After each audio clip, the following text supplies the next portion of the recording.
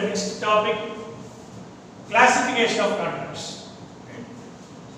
Earlier we saw about what are the essential elements involved in the contract. Now we will move to the next topic, which is what are the various methods or what are the various types, what are the various different categories of contracts which are in place under the Indian law of contract. And some contracts obviously are copied contracts. We say they derive the contracts from the English law. See, under English law what happens is, as per the rule of, we call it as the rule of England or under England law, there are certain contracts which were executed. Under the Indian law, we used to derive that contracts from the England law, and we also polish certain things and then we actually publish the contract. Maybe some kind of editing, cutting and those kind of things are there. So obviously these contracts do derive their sanctity under the provisions of the Parliament, as per the provisions of the relevant Indian Constitution, acts, rules, regulations, etc. Certain contracts do derive their sanctity from the English law under the rule of England, or we call it the England Court of Law, those kind of things, right?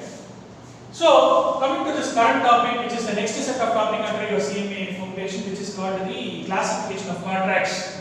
Under the Indian law of contract, based on the classifications are technically brought into different side headings. Different side headings are there. Contracts are classified based on enforceability. Contracts are classified based on formation, the mode of formation, how they are created, the mode of formation.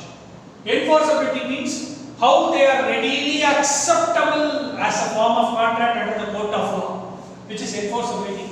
Second is formation, how they are created, how they are formed, what are the various means which are used to create the contract formation.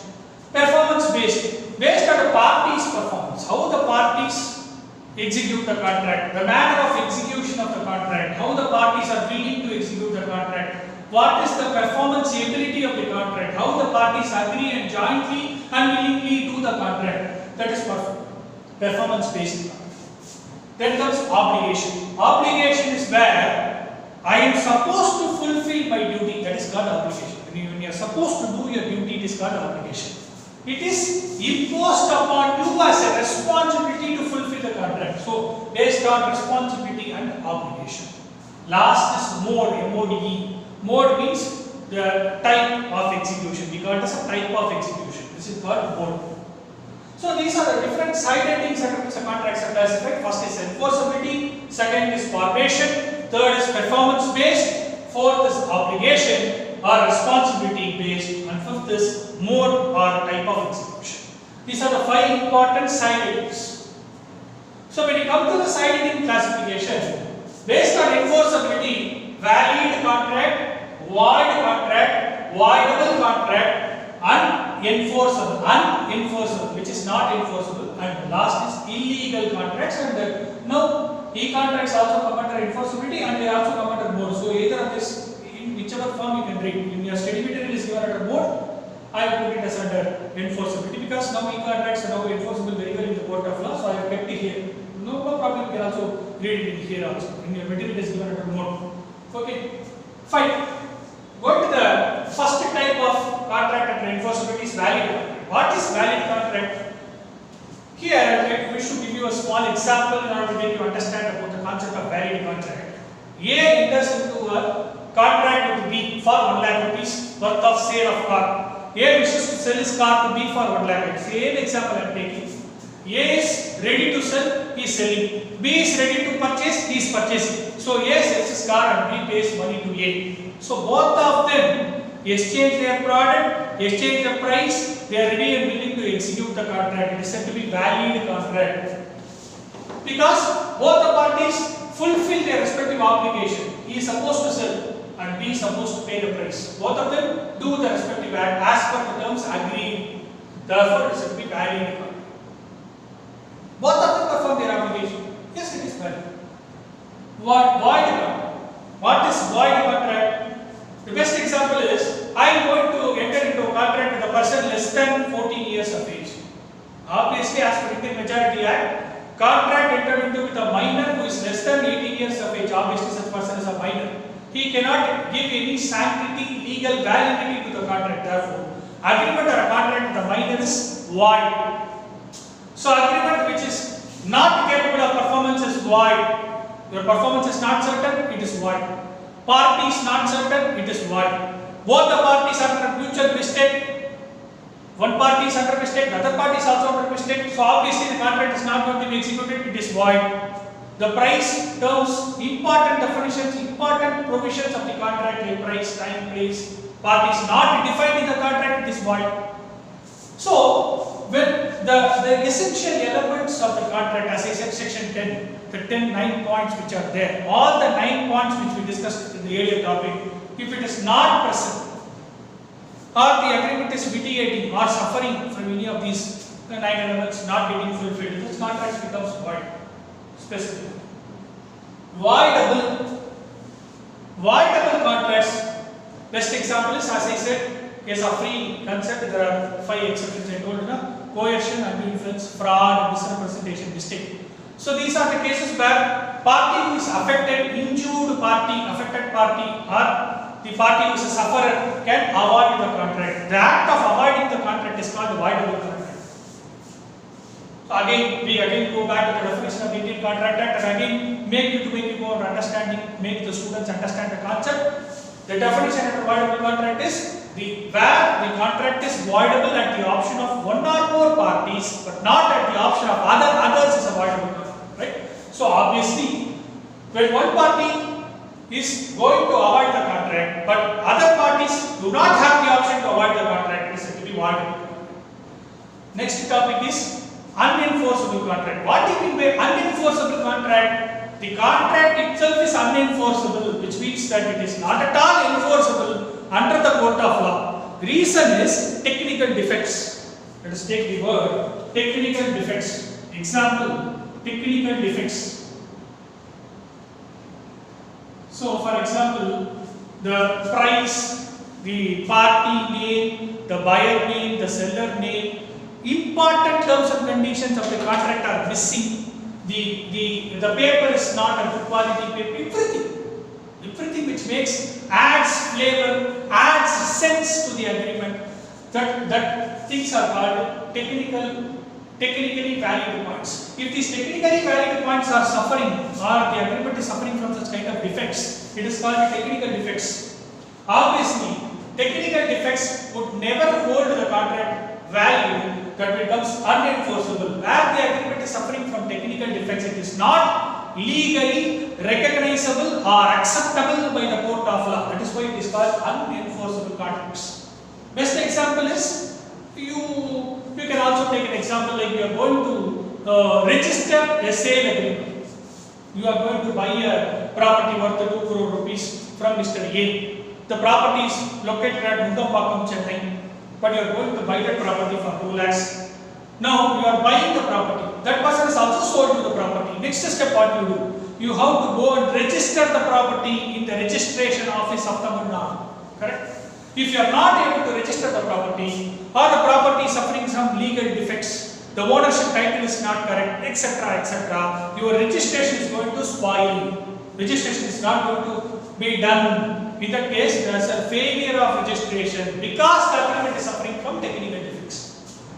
Because the ownership is not there, the title is not correct, the patta is not in the name, etc., etc. Those are the things, right? So these are the technical defects which are there. Obviously, the court will not recognize that, and obviously, your registration will also not happen. So, where there is a need of registration, but you are not registering the agreement, it is said to be an unenforceable contract. One of the examples. Illegal contracts. A contract which is basically illegal in nature. You are not supposed to enter into an illegal contract. If you are entering into an illegal contract, but what we say in illegal contract? A contract whose primary purpose, objective, goal is illegal. Smuggling is illegal. Or kidnapping is illegal. Theft is something which is punishable. Dacoity is punishable. Killing is punishable. So those are the things which are expressly punishable, which is an act which is punishable under the Indian Penal Code, or act which is something which is not at all acceptable as per the provisions of the public policy of India. You are doing an illegal activity. Smuggling is the best example of illegal activity. So you are entering into a contract with a person for the purpose of doing a smuggling of gold and diamonds or any other biscuit etc. from India to Sri Lanka, India to Burma, or Burma again to India, because India is important. So in that case, the contract to do illegal acts are some of the things. So enforceability perspective. This is not enforceable, this is also not enforceable because illegal contracts becomes void. All illegal contracts are void. Okay? Unenforceable contracts which are not enforceable in the court of law, that is why called as unenforceable contracts. Voidable, something which is voidable at the option of one of the parties but not at the option of other, this is a voidable contract. Example, coercion and influence, fraud, misinterpretation, mistake. Void. The agreement with the minor, or those are the examples we already told, is void, which is totally void altogether from the very beginning. Void. Valid means something which is validly acceptable in the court of law, which is genuine because both the parties have fulfilled their obligation, the contract is valid. So these are the 5 important classifications under the heading enforceable. Clear? We go to the next topic, formation. The mode of formation, how it is getting created. Formal contracts and simple contracts. Simple contracts we classify which is something prison contracts or parole contracts. We got as parole contract where a theft person may be allowed to come out of the jail or anything. We got as a parole. So parole contracts are something which is simple contracts. Purely related to public authorities, government authorities, prison authorities, police authorities, simple contracts. Formal contracts. Formal contracts are those which are recognizable, acceptable, legally acceptable, or put on record by the court of law or under legal authorities or disciplinary authorities or government of India, parliament, constitution, etc. What are the various governments? Contracts under C. You are fixing the Indian seal. You are fixing the contract, putting the contract under the seal. So seal is something which is an authority which owns the document, stating the document is true, fair, correct in all the particulars. When you are affirming a seal on the document, which means that the agreement is correct. So contracts under the seal or which has the seal. Contracts under record, police records, FIR, reports, etc. under record. Judgments, court issues judgments, case laws, which are examples of formal. Clear? Moving to the next topic is performance-based contracts. What is performance-based contracts? There are 2 basic classifications of a performance-based contract. One is executed contract, second is executory contracts. Executed contract is one where one person has already performed his obligation, the other person has also performed his obligation, similar to valid. It is a valid contract because A is selling his car to B is paying the price to A. Obviously, both of them executed the contract jointly, both their obligations are fulfilled with executed contract. Executory is one where one of the parties is fulfilling his obligation. One party perform, other party performing or underperformance or yet to perform. Other party yet to perform. It is executory because it is under execution. We call it as under execution. It is also called as in progress contracts. Let's say best example under executory contracts will be construction contracts, where the building owner is trying to put a contract with the building purchaser for constructing a building on a land which belongs to the party, right? Therefore, in this case, the constructor will put into a contract with the builder for building the property on the land. So builder will pay, yes, constructor I have to pay 10 lakhs. The builder, the person is supposed to be the owner of the building, the party who is entering into the contract with the constructor, right? The party will pay to the constructor 5 lakhs for the first set of construction, 3 lakhs for the second set of construction, last 2 lakhs upon handing over of the building to the party. So it is, best example is in progress contract, construction contract is example for executory contract. Executory contract, then we take the same example, A and B, sale of car, then comes obligation based, which is called purely obligation. Obligation is based on the responsibility of the parties to execute the contract, or willingness of the parties to execute the contract, or I own the ownership to execute the contract. It is an imposed duty on me to to do the contract. It is an imposed duty. That is called obligation. Obligation divided into multilateral, unilateral and bilateral. Unilateral, one of the parties is supposed to execute the contract. It's called unilateral contract. Only one party is there, he is fulfilling his obligation under the contract. It's called unilateral. Unilateral. Best example would be charity kind of thing. When you are having a charity foundation, you are willing to contribute 10,000 out of your pocket for a charity. The charity owned institution needs not have to do something for you. Generally, please understand, as a part of the law, section 25, consideration, 3rd chapter in your law of contract, what happens? As I said, consideration means giving something in return. You are giving one thing, but you are supposed to get another. Then only there is a valid contract. I said it is a part of your essential element of contract. But charity is one exception, where it is a part of unilateral contract, where you see a handicapped person is not even able to walk. You are going to give 10,000 to him for purchase of handicapped equipment. That handicapped person is not duty bound to pay you something in return, because he is already suffering. You are paying, you are ready to perform your side obligation.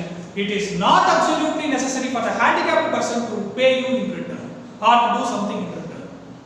So, it is a unilateral contract because you are performing from your side and the other party need not perform. Best example is charity, which is always an exception to the consideration. Second is bilateral. Both the parties are willing to perform the obligation. It is a bilateral contract. Best example is executed contract and valid contract. All are examples. Unilateral is bilateral, valid, executed. Bilateral, valid and executed. All the three holds one and the same. Multilateral contract. Multilateral contract is where I am one party, Mr. B is another party, Mr. C is another party, Mr. D and E is another party. There are more than one party involved in performing the obligation. It is called a multilateral. Multilateral means many. Not only one party, not only two parties, more than two parties. Multilateral contract. Multilateral performance obligation. Best example is contracts for purchase of building by NRA. NRA sponsors, there will be multiple people. For example, I may have a NRA sponsor for financing my building. One of the NRA will be in England, one of the non-resident India will be in the Australia, one of the NRA sponsors will be in Germany. So I may have multiple parties for sponsoring or funding my construction. I am going to construct, but for raising the construction fund, I have to refer to 3 or more parties. So for fund contract, I have to execute the contract with more than 2 parties. That's the best example for multilateral contract. More than one party, multilateral contract. Last part of it is mode. Mode means way of creation, way of execution. Formation is creation, whereas mode is execution. Mode of execution. The way of execution. It is divided into two: express and implied. What is express? When you say express means we term it as words. WORDS, words, Vartaigal, right?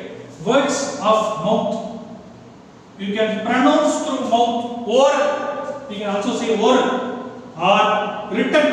எழுத்து வடிவங்கள். You can write it and give it.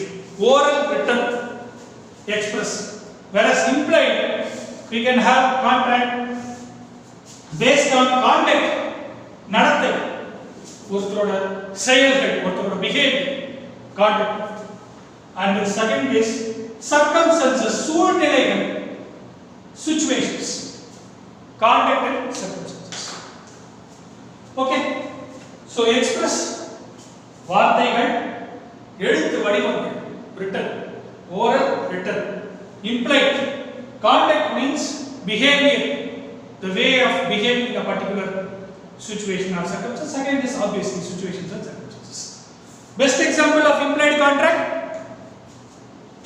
is bus boarded by passenger. For example, there is a Pallavan Transport Corporation. The bus runs and it comes to a bus stand. People as passengers, they board the bus. You are not given any written contract by government of Tamil Nadu to board 11A, 12A, 12B bus center. You are going to a place. The bus comes and stands in a bus stop. You are supposed to board to the bus stop. So it is an implied offer by the government of Tamil Nadu to carry you from one place to another. This is an implied contract. Another example is the train contract. The express contract is your popular sale agreement. Buyer and the seller in writing terms, they enter into a sale agreement and the contracts get executed in the registry office. Best example is express. Thank you.